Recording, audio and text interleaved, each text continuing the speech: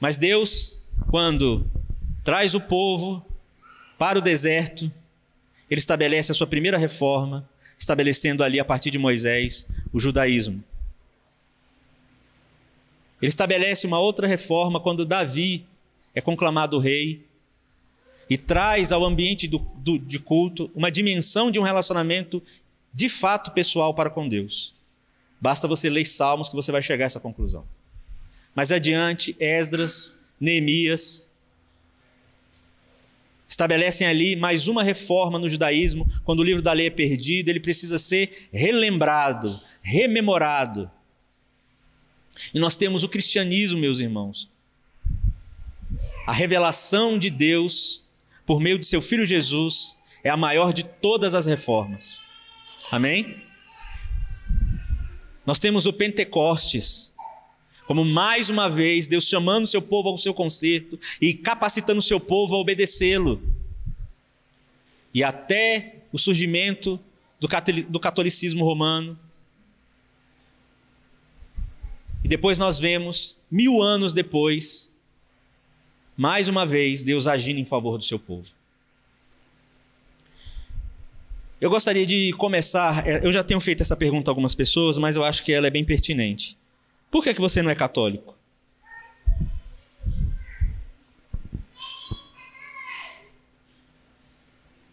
Você deveria saber responder essa pergunta, meu irmão. Que responder essa pergunta responde tudo. E ela não é só uma questão do fato de você fazer parte de uma outra religião. Não, ela diz, não ser católico diz uma coisa. Não ser católico romano. Deixa eu falar uma coisa para você. Você é católico. Você sabia que você é católico? O que significa a palavra católico? A palavra católico significa universal. Nós partilhamos de uma fé universal. Então a catolicidade da nossa fé, a apostolicidade da nossa fé, porque a nossa fé é uma fé católica apostólica. Ela não é romana. Amém, igreja? Então nós somos católicos apostólicos. Reformados. Amém? E é isso que a reforma conclama. Um retorno necessário à fidelidade às Escrituras. Não a uma instituição. Nós não estamos aqui falando em nome de uma instituição. Nós estamos aqui falando em nome da Sagrada Escritura. Porque a Sagrada Escritura é a vontade de Deus revelada ao seu povo de maneira progressiva. Ela não está mostrando aos homens novas alianças feitas quando o homem erra. E Deus, para tentar consertar o erro do ser humano, ele precisa estabelecer uma nova aliança. Não, ele está revelando que essa mesma aliança vai se tornando clara conforme o tempo passa. E o seu propósito vai se tornando claro na medida em que o tempo que ele estabeleceu se dá. E essa mesma aliança,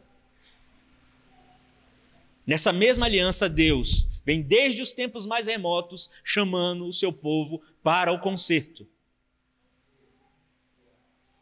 E toda essa nossa, digamos, atenção a essa data se dá simplesmente por um fato, igreja, de que há exatos 502 anos atrás, a instituição romana, assim como a instituição evangélica hoje, de maneira mais geral, nega o sacrifício de Jesus como suficiente para a salvação dos homens. Essa é a verdade. Resta saber se nós estamos dispostos a entender a medida da verdade que se dá por meio dessa data e compreender que nós não precisamos de uma segunda reforma. Nós precisamos fazer uso daquilo que a reforma protestante nos deixou como legado e como herança. Não, nós não estamos conclamando uma revolução. Nós estamos conclamando um retorno àquilo que é o cristianismo bíblico histórico, desde há 502 anos atrás. Quem aqui é protestante? Quem aqui é protestante? Tá devagar, hein? Quem aqui é protestante? Tem gente que não é? Eu vou perguntar de novo, beleza? Porque quando me perguntam se eu sou protestante, meu irmão, eu só falto subir num banquinho. Até porque a minha estatura exige. Porque eu tenho orgulho, meu irmão, sem sombra de dúvida alguma, dos homens que morreram, das mulheres que morreram, do sacrifício de homens como Lutero, William Tyndale, que traduziram a Bíblia para a língua materna, para que o seu povo tivesse acesso à palavra de Deus na sua língua. Mas o que isso representa para você? Você já parou para pensar sobre a beleza da sua fé? Sobretudo porque a sua fé diz algo. Jesus Cristo é o único intermediador entre Deus e os homens. E essa não é a invenção de um teólogo, essa não é a afirmação de um pastor, essa não é a afirmação de um líder qualquer. São as sagradas escrituras, a boca e a mente de Deus, falando, pronunciando essas verdades. E elas deveriam ser suficientes. Porém, a nossa desatenção tem roubado a nossa lucidez. E talvez por isso nós tenhamos tanta dificuldade em fazer dessa data o que ela realmente representa. Porque foi, meus irmãos, em 31 de outubro de 1517, que Lutero, o monge agustiniano, com suas angústias por não conseguir receber perdão de Deus, por não conseguir se ver perdoado por Deus, um homem que confessava pecado, às vezes 14 horas de confissão de pecado, porque não conseguia ver na fé romana aquilo que as Escrituras diziam. Um homem que olha para uma instituição e vê como hoje acontece, homens larápios vendendo a salvação, vendendo mentira. Mas esse homem, que não era perfeito, que cometeu muitos erros, teve a coragem que muitos de nós simplesmente não temos, de enfrentar uma cultura, de enfrentar uma geração, de enfrentar uma religião que nega a autoridade das Escrituras e a autoridade do nome de Jesus.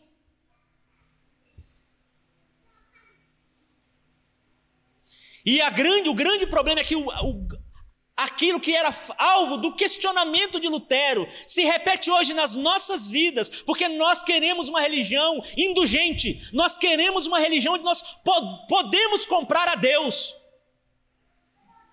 Essa é a verdade. Sejamos sinceros, nós queremos que o fato de algumas moedas serem depositadas aqui nesse lugar nos dê alguma vantagem diante de Deus. Mas Deus, esse Deus, criado pelo catolicismo romano, não existe. Deus não se compra.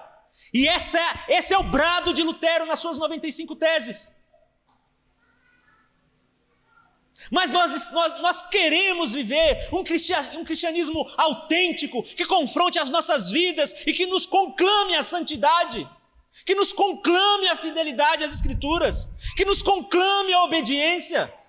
Ou nós queremos uma religião coach, que diz que tudo vai dar certo, que tudo está em mim, que eu tenho a resposta para todas as coisas. Deixa eu lhe dizer, a teologia coach não é outra coisa, senão uma teologia da prosperidade 1000 vezes pior, porque ela só estimula a cobiça humana. Ela é mentirosa, falaciosa, pecaminosa. Ela é uma outra religião, ela é uma religião humana. O Evangelho não tem como objetivo animar a sua autoestima. O Evangelho tem uma coisa para lhe dizer: o justo viverá pela fé. Não por qualquer fé. Não com a fé em qualquer coisa. Não com pensamento positivo. não com psicologia de boteco.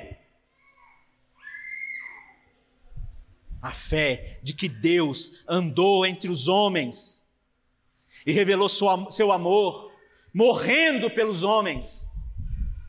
É só isso, igreja. Jesus não pregou outra coisa. Por que nós estamos buscando outra coisa? Por que nós estamos crendo em outra coisa? Por que nós achamos que Deus tem que nos dar outra coisa? Deus não tem que te dar autoestima. Você é responsável pela sua estima. Você é responsável pela maneira como Deus te vê e de fazer acontecer aquilo que Deus vê a seu respeito. Ele chamou você de filho, você foi tomado por adoção, você foi justificado. Você foi eleito, escolhido por Deus para ser filho de Deus. Haja como tal. É isso que o Evangelho está fazendo, porque foi isso que o filho dele fez. Sem nenhuma vantagem. Sendo homem como nós. Sendo de carne e osso como nós. Nós estamos frequentemente feridos com a verdade. Com a verdade que separou, sempre na palavra de Deus, o que é do que não é, os que são dos que não são. E esse é o trabalho de Lutero. Eu não quero que essa noite vocês tenham a impressão que eu estou aqui pregando Lutero, amém? Eu estou aqui pregando o Evangelho. Então existem alguns aspectos que nós deveríamos pontuar quanto ao Evangelho. E a sua utilidade na obra de um homem como Martinho Lutero. O que ele questionou na sua época? Primeiro, ele questionou questões religiosas. Sobretudo, uma igreja que foi criada no intuito de usar o cristianismo como massa de manobra, de usar o cristianismo com objetivos escusos, de usar a igreja de nosso Senhor Jesus Cristo como bucha de canhão para suas conquistas pessoais, de usar a igreja para sustentar o império humano. Não que Deus não tenha feito uso para que o Evangelho se expandisse, porque Deus é esse Deus que transforma coisas muito ruins em coisas muito boas.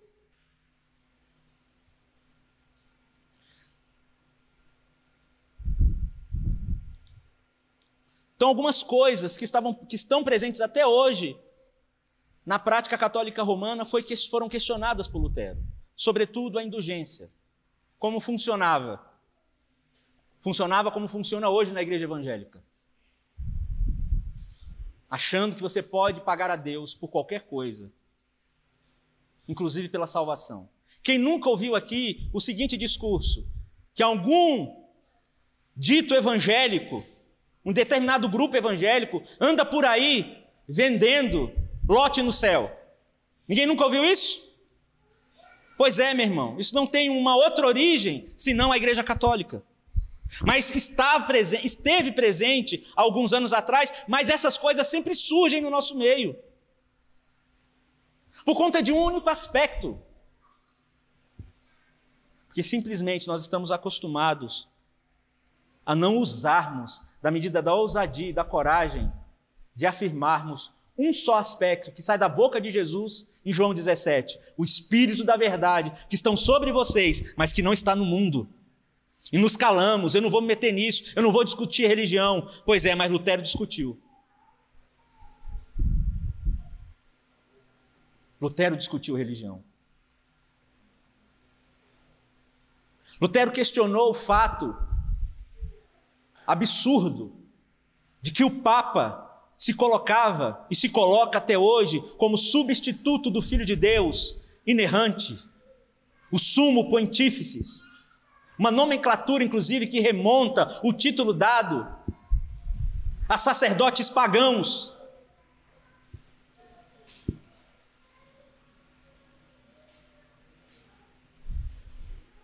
Lutero questionou o que se deu ontem, o dia de finados. Como celebrar mortos?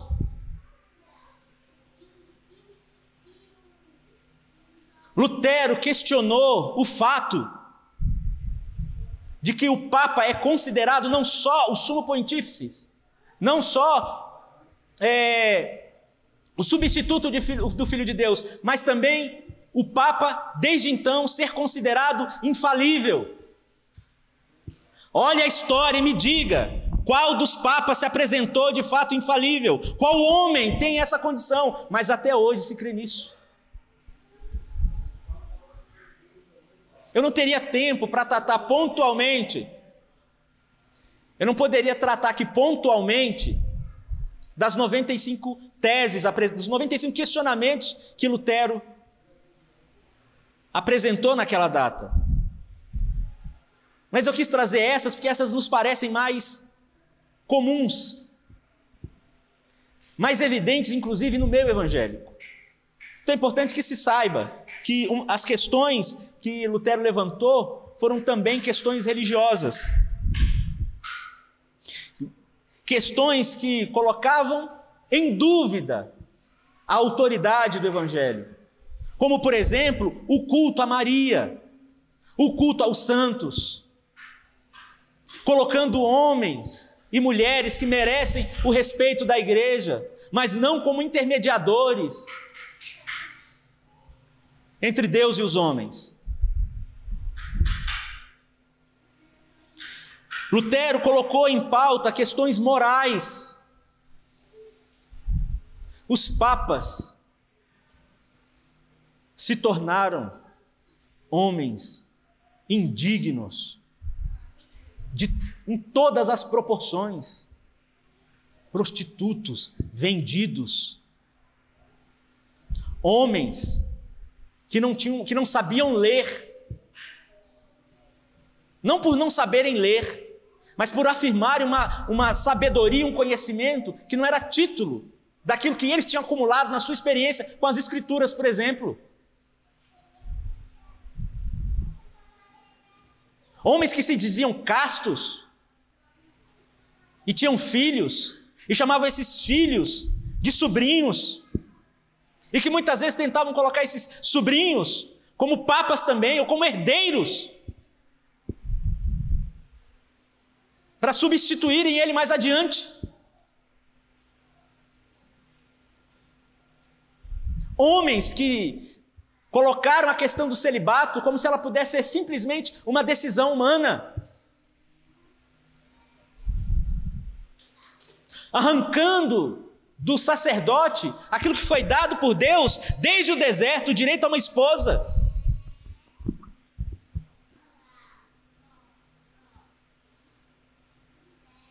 Homens que declaradamente roubavam, espoliavam, mentiam. Mas o que me deixa mais escandalizado, igreja, é que na igreja evangélica, a dita igreja protestante, está mergulhada nessas coisas e a gente faz de conta que não está acontecendo nada. O tipo de critério que nós estabelecemos para escolher a igreja onde eu vou congregar não passa pelos critérios que as Escrituras nos ensinam. Há um ambiente majoritariamente corrupto, como foi a Igreja Católica de há 502 anos atrás.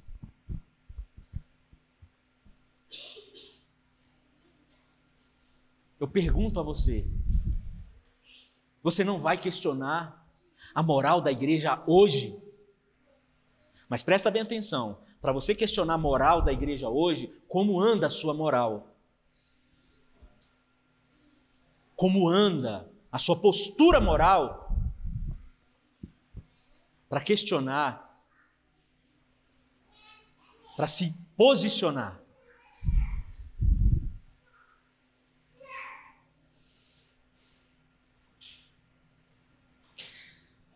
Concubinas pagas, homossexualismo, tudo de maneira muito clara, até pouco antes da iniciativa de Martinho Lutero. Questões políticas. A igreja tomada de uma infinidade de bens, de uma infinidade de honrarias, se associa ao Estado e se estabelece como igreja imperial, e influencia, e rouba, e manipula reis, homens de status político. Quando Lutero conclama a reforma, a França e a Inglaterra não era senão massa de manobra da Igreja Católica, os dois maiores impérios naquele momento.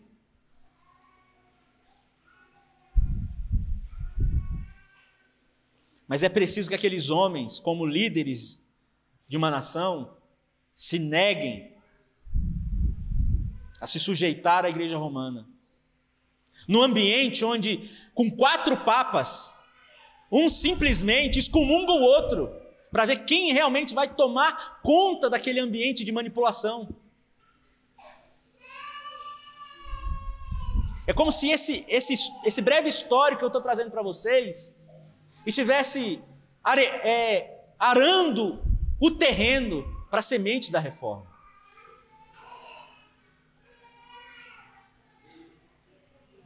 Então eu quero que vocês entendam que a reforma não foi uma ideia brilhante de um homem,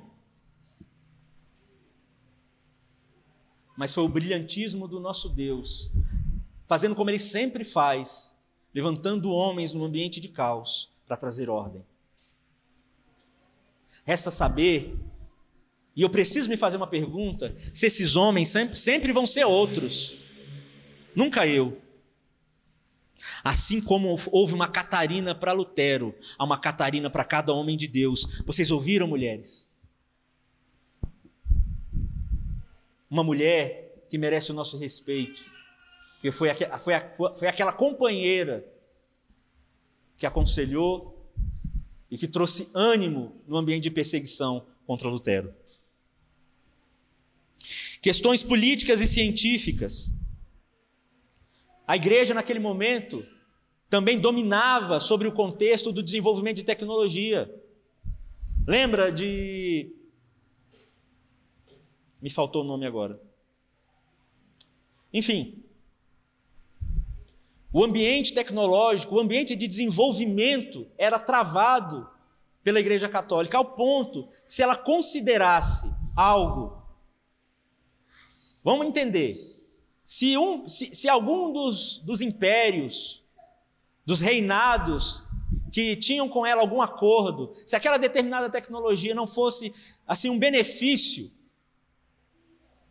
ela declarava aquilo como heresia. E emperrava o desenvolvimento científico.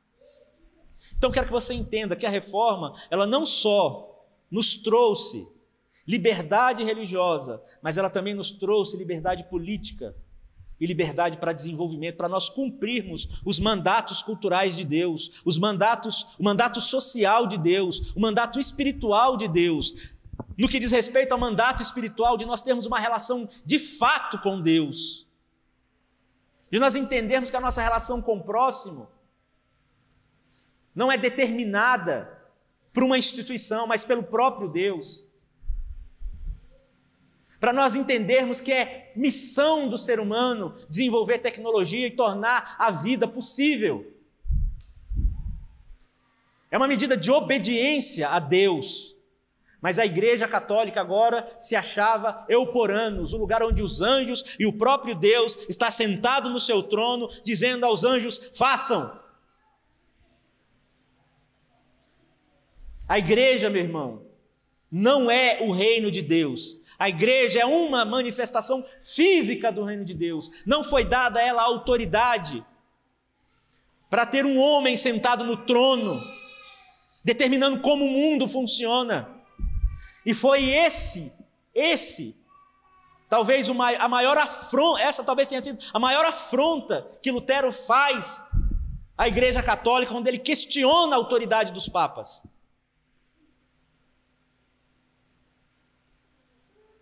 E hoje nós precisamos questionar a autoridade dos apóstolos auto-intitulados.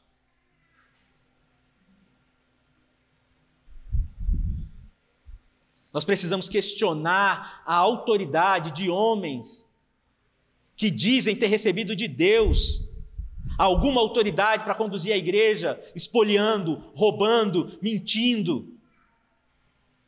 Não, nós não precisamos de uma segunda reforma. Nós precisamos olhar para essa, que após Lutero, Zwinglio, Calvino e tantos outros, com empenho, com dedicação, cometendo erros, nos deram a melhor medida do que se pode pensar acerca de interpretação do texto nas Escrituras. A língua alemã deve a Lutero o desenvolvimento da língua alemã, assim como a França deve ao Calvino o desenvolvimento da língua francesa. Mas nós olhamos para a nossa história, e a história que a gente acha que existe é porque Robson Rodovalho, René Terranova, sei lá, Edir Macedo, Valdomiro, porque eles construíram uma religião mentirosa, falaciosa, tomada de obscurantismo, tomado de mística exagerada, tomada de coisas que as Escrituras não dizem, de superstição, tão carregada dessas coisas quanto o catolicismo de 1500 anos atrás. E nós chamamos isso de fé evangélica. Não, meu irmão, mas isso é uma reprodução de todas as falhas que o catolicismo promoveu. Para nós termos uma fé saudável, nós temos que olhar para aquilo que foi instrumento de Deus para o chamamento, para o conserto.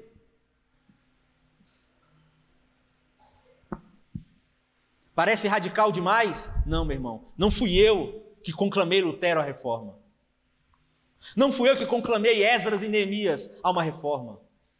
Não fui eu que nos decretos eternos disse que Jesus Cristo morreria para estabelecer um caminho para o seu povo. Não fui eu. Foi o próprio Deus. Sendo assim, eu queria fazer a leitura de um texto. Abram suas Bíblias em Romanos 1, do versículo 1 ao 17. Paulo, amém? Acharam? Paulo, servo de Jesus Cristo, chamado para ser apóstolo, separado para o evangelho de Deus, o qual foi por Deus outrora prometido, por intermédio dos profetas e das Sagradas Escrituras. Primeiro eu quero que você preste atenção em algo, em como Paulo se apresenta nessa carta. Embora a palavra servo seja empregada nesse texto, a palavra no texto original é doulos, e ela significa escravo. E é assim que um homem de Deus tem que se apresentar, e não como substituto do Filho de Deus. Amém, igreja? Nós somos escravos de Cristo. Um homem que foi chamado para ser apóstolo, ele não se auto-intitula apóstolo, ele é chamado por Deus ao ministério. Nenhum homem chega ao ministério, nenhum homem chega à sua vocação por vontade própria. É uma vontade de Deus. A verdade do Evangelho, meu irmão, não é nenhuma novidade revolucionária. Ela está prometida a nós desde os profetas. Desde os profetas. Desde os profetas, desde Gênesis 3,15, é prometido ao povo de Deus um Messias. E é nisso que está fundamentada a fé cristã. Na expectativa da conclusão salvífica do Messias de Deus.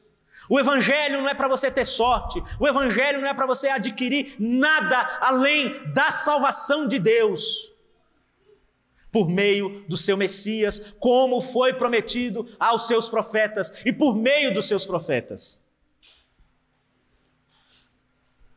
com respeito a seu filho, a qual, segundo a carne, veio da descendência de Davi e foi designado Filho de Deus, com poder, segundo o Espírito de santidade, pela ressurreição dos mortos, a saber, Cristo Jesus, nosso Senhor, por intermédio de quem viemos a receber graça, apostolado, por amor do seu nome, para a obediência por fé, entre todos os gentios, de cujo nome sois vós chamados para serdes de Jesus Cristo, e não de uma instituição, e não por meio de uma instituição, e não por meio de ecolubrações filosóficas, e não por meio da manipulação, mas por meio desse Cristo, desse Jesus, para esse único e determinado fim, a salvação.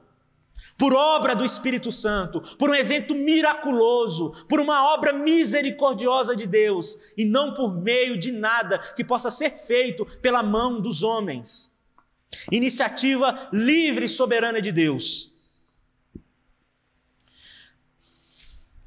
A todos os amados de Deus, que estais em Roma, chamados para serdes santos, graça a vós outros e paz, da parte de Deus, nosso Pai e do nosso Senhor Jesus Cristo. A todos aqueles que se encontravam em Roma, a todos aqueles que se depararam com essa verdade, a todos aqueles que se sujeitaram a essa verdade, a você também, meu irmão, há um único chamamento, para que sejamos santos, segundo a graça de Deus, por meio de Jesus Cristo. Porque é justamente nesse texto, meu irmão, que nasce a síntese de Lutero. É a partir desse texto que nasce a fé protestante. É a partir desse texto, meus irmãos, que as conclusões de Lutero levam filhos de Deus a compreenderem que eles não poderiam continuar escravos do jugo religioso, da manipulação, da espoliação, da mentira. Versículo 8. Primeiramente, dou graças a Deus, mediante a Jesus Cristo, no tocante a todos vós, porque em todo o mundo é proclamada a vossa fé. Todos tinham conhecimento daquilo que se dava em Roma, por meio da fé que os romanos manifestavam na pessoa de Jesus. Porque Deus, a quem sirvo em meu espírito, no evangelho de seu Filho, é minha testemunha de que, como incessantemente faço menção de vós, de como as minhas orações, suplicando que, em algum tempo, pela vontade de Deus, me ofereça a boa ocasião de visitar-vos. Paulo estava ansioso para estar em Roma, para compartilhar com esses irmãos, já que já era conhecimento dele, e ele estava impressionado de fato, como romanos, que não tinham qualquer ligação com o judaísmo, agora estavam se sujeitando à pessoa de Jesus Cristo. E ele estava ansioso para conhecer esses irmãos. Não sabemos ao certo se Paulo teve alguma oportunidade de conhecer essa igreja. Uma coisa é certa, ele teve a oportunidade chegou até ele o conhecimento do testemunho desses irmãos. Porque muito desejo ver-vos, a fim de repartir convosco algum dom espiritual, para que sejais confirmados. Ou seja, Paulo estava na dimensão de liberar sobre aquele povo alguma coisa que era típica de um apóstolo, uma palavra de sabedoria, uma palavra de conhecimento, trazer discernimento para aquele povo acerca da vontade de Deus. Isto é, para que em vossa companhia, reciprocamente, nos confortemos por intermédio da fé mútua, a vossa e a minha. Ele queria esse sentimento de compartilhamento que precisa haver com cada cristão. Quando nós proclamamos, meus irmãos, o credo apostólico, quando nós oramos a oração do Pai Nosso, quando nos reunimos, esse é o objetivo da igreja. Filhos assentados diante do Pai, recebendo diretamente do Pai, por intermédio da palavra, a oportunidade de compartilhar da fé. E não para fazermos rituais de invocação. O nome disso é paganismo, o nome disso é feitiçaria. Não existe esse negócio de culto de libertação, não existe esse negócio de culto de empresário. Não, a nossa reunião segundo Paulo, é para que sejamos melhores e não piores. E nós só somos melhores quando reconhecemos a centralidade da pessoa de Jesus no meio do seu povo. E não humanismo, e não antropocentrismo, não ser humano que quer resolver os problemas que ele cria, por não obedecer a Deus.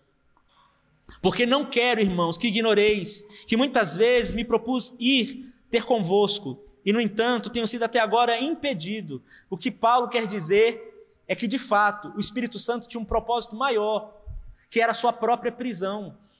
Amém? Então Paulo foi impedido, preso. Se ele não tivesse sido preso, essas cartas não teriam sido escritas. E a medida da doutrina que chegou por meio dessas cartas é um milagre maior do que se ele tivesse ido para Roma.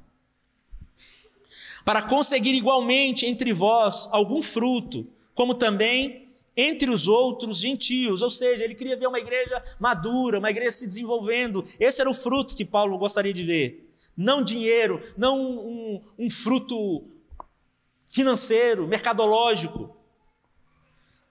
Pois sou devedor tanto de gregos como de bárbaros, tanto de sábios como de ignorantes. Ele está falando acerca dos instrumentos que Deus levantou nesse percurso para que ele levantasse seu apostolado.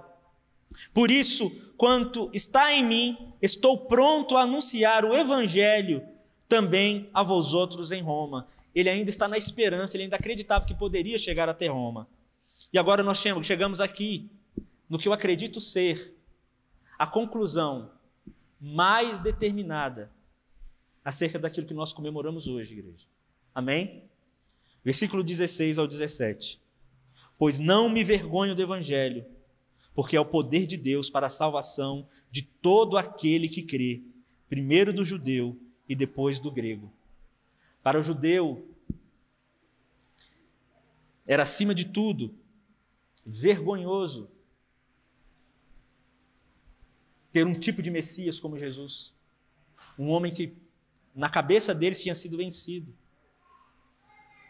E era ridículo para os gregos um Deus que morreu. Mas o escândalo da fé, o absurdo da fé, é que faz da nossa fé o que ela é, igreja. O fato de que quem venceu Satanás, de quem venceu a morte, foi um homem que sangrou, um homem de dores, um homem de carne e osso, porém esse homem é Deus. E foi esse homem que venceu. O tipo de coisa, o tipo de triunfalismo que as pessoas querem sugerir, que por ser cristão eu serei isentado do sofrimento, é mentira. Há um único propósito pelo qual você deveria pensar o cristianismo, no que diz respeito ao sofrimento. Como foi a pergunta do jovem que acabou se retirando do recinto. Eu saberei lidar com o sofrimento, porque meu mestre me ensinou. Porque sendo ele Deus, Filho de Deus, ele não foi poupado. Ele aprendeu pelo que sofreu. Visto que a justiça de Deus se revela no Evangelho, de fé em fé, como está escrito, o justo viverá pela fé. Aleluia! Não, meu irmão, o justo não viverá da fé dos outros. O justo viverá da fé que Deus dá, porque a fé não é a fé que eu quero ter, a fé é dom de Deus. Eu só posso ter a fé que Deus me deu. Eu não posso construir uma fé para mim. Eu não posso construir uma fé baseada em sincretismo religioso, misturando filosofia, misturando cultos a outros deuses, como foi no passado, mas também como é hoje.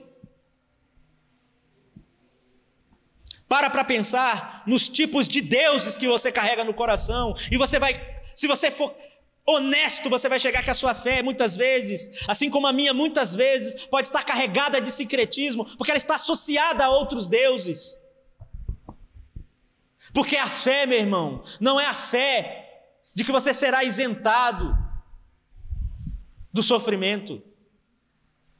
A fé é a fé que Jesus Cristo, homem, é o único intermediador entre Deus e os homens.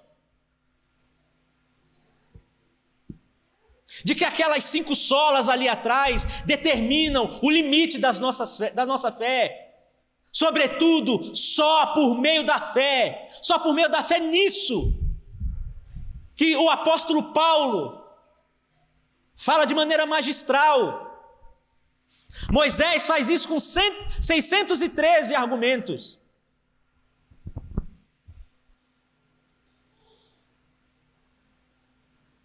Jesus faz com 2, mas Miqueias e Paulo faz com 1.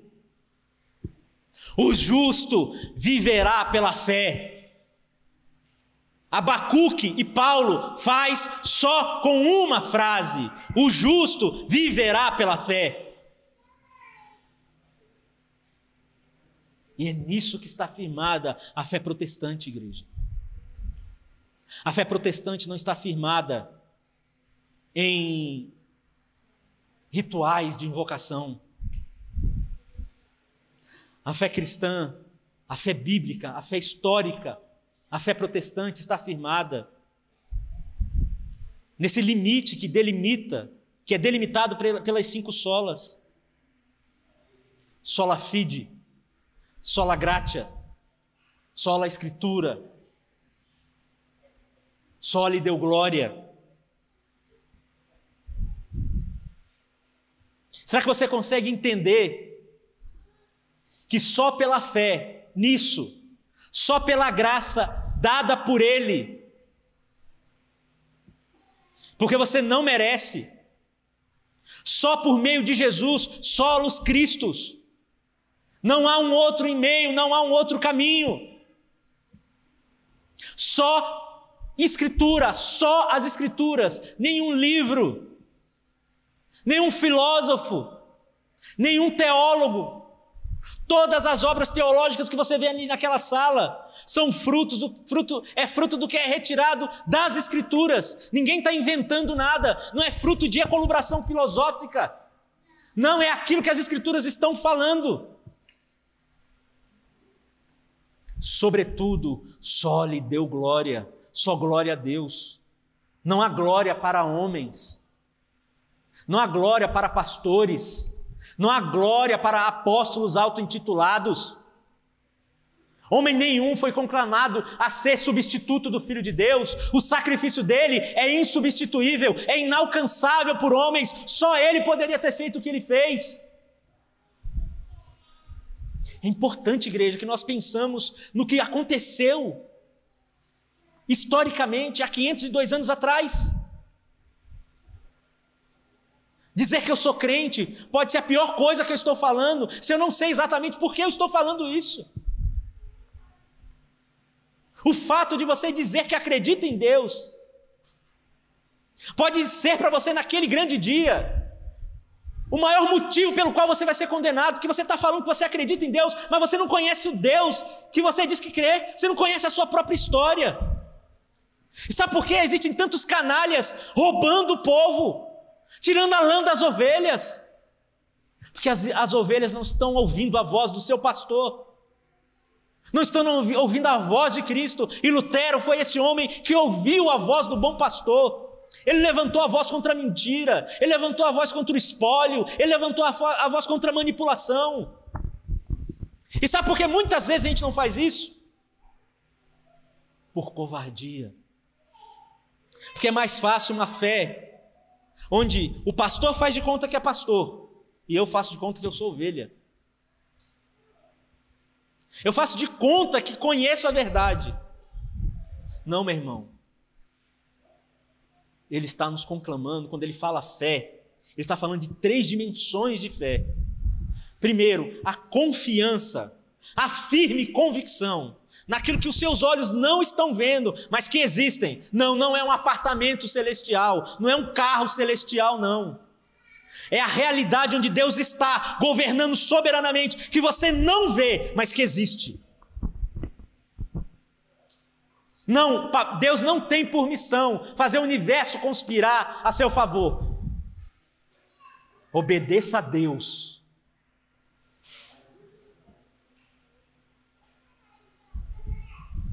Fé, numa segunda dimensão. Primeiro essa, da firme confiança, na convicção na pessoa de Deus. Em segundo lugar, na confiança de que a obra de Jesus é a única coisa capaz de levar você a Deus, nenhuma outra coisa. Em terceiro lugar, a doutrina correta. A fé que eu professo, eu só posso dizer que eu tenho fé em algo, meu irmão, se eu conheço, se eu confio. Se eu não conheço e se eu não confio, eu estou crendo em quê? Sabe por que os calhordas roubam o povo, espoliam o povo? E quantas vezes nós estivemos lá? Mas será que saindo daqui hoje, você vai entender que a data de hoje conclama você a reavaliar sua fé? Eu não estou aqui para condenar você, eu estou aqui para fazer esse chamamento, é meu papel como pastor. Desperta do sono da negligência, em nome de Jesus, e compreenda: o justo viverá pela fé na pessoa de Cristo Jesus e nenhuma outra coisa. E a fé na salvação, única e exclusiva, o objeto da fé é a salvação na pessoa de Cristo Jesus. Não é para você receber favores, não é para você receber milagres. Se Ele quiser, Ele faz milagres. Você não vai levantar Deus do trono dele. Ele já levantou do trono dele uma vez, e Ele levantou para mandar seu Filho para morrer por nós. E é essa a fé cristã, e é isso que as Escrituras dizem. As Escrituras não dizem que a Bíblia seria um instrumento de feitiçaria, onde lendo e usando ela eu vou manipular o mundo espiritual. Não diz que a partir do momento que eu reconheço Jesus como Senhor e Salvador da minha vida, eu tenho uma relação única e possível com a verdade. Eu estou totalmente sujeito a ela. Não existe livre-arbítrio, existe soberania. E todas as escolhas que eu tenho que fazer agora estão pautadas sobre a sua soberania, não sobre a minha vontade egoísta, que diz para mim o que é fé, onde eu escolho o que é fé, até transformar uma instituição em algo monstruoso, dos quais nós fomos escravos por 1000 anos. E depois de 502 anos, nós queremos continuar escravos. Por quê, igreja? Não, nós não precisamos de uma segunda reforma. Nós só precisamos olhar para essa e fazer dela valer, dos limites que ela nos impõe. Sola fide, sola graça, sola Christus, sola Escritura, só lhe deu glória. Libertação é isso. É ser livre para servir a Deus. Como o apóstolo se autodenomina aqui: eu sou o escravo de Cristo. Se você gostou desse vídeo, inscreva-se, ative o sininho para você receber notificações, compartilhe, deixe o seu like e deixe aí também o seu comentário.